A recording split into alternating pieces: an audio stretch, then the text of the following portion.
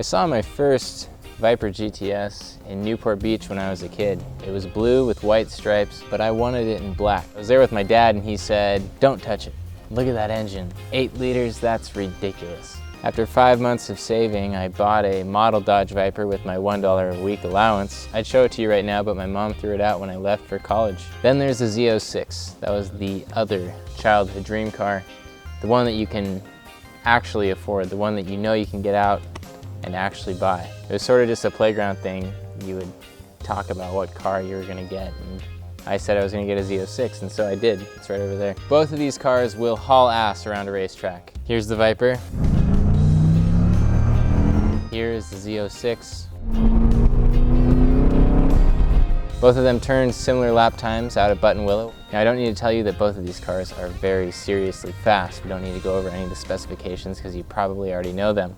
Comfort. Both cars you generally buy because of the engine and the performance underneath. You don't really care about anything else beside the track-ready nature of the car. As a result, neither one of these cars is really comfy, but the Corvette wins in this category. It's much easier to take it on long trips. I had some problems driving the Viper on long trips. I would get uncomfortable.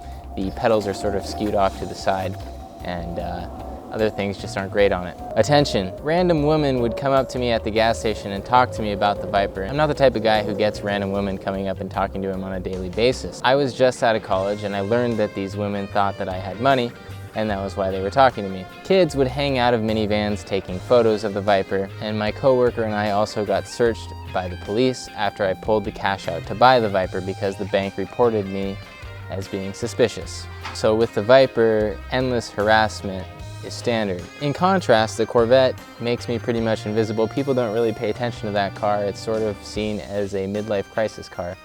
They expect an old man to be driving it, and so people leave me alone with that, and I like that. Cost. The Viper costs about twice as much when you buy it, and it's a little bit more expensive to run. I got about 8 miles per gallon in the city with the Viper, and one time on a highway trip I got over 20, but you know, that thing just really drank the gas. The Corvette, on the other hand, is much cheaper to buy, much cheaper to run. It got 30 miles per gallon on the way to the track.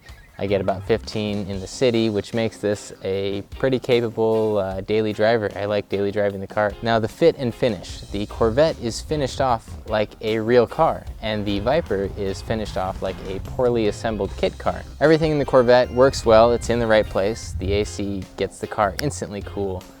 The radio works great. Everything is great in the car. Yeah, the interior is a little bit cheesy, but you don't really care about that when you're at the racetrack. The Viper, on the other hand, is really awful. At some point, the exhaust will burn you. You'll forget about it running down the side and set your legs on the side after a long drive. The radio isn't very good. The interior is very thin plastic. The crooked pedal placement feels like an afterthought. It's not really a problem on short drives or on the racetrack. It becomes a problem on long drives when your legs are sort of cocked off to the side. It can become a problem. Some items that were bolted on just look like they were thrown there. The security system looks like it was assembled from a parts bin out of Radio Shack. It's definitely not a polished product. But the thing about the Viper is you forget about all of this when you realize that Dodge put in air conditioning vents aimed directly at your cock. If I could only have one of these, what would it be? My answer is both. I would really want to have both. I like both of them for their own reasons, but if I could only have one, it would be the Corvette. And the reasoning is simple. It doesn't get a lot of attention, and it's easy to daily drive.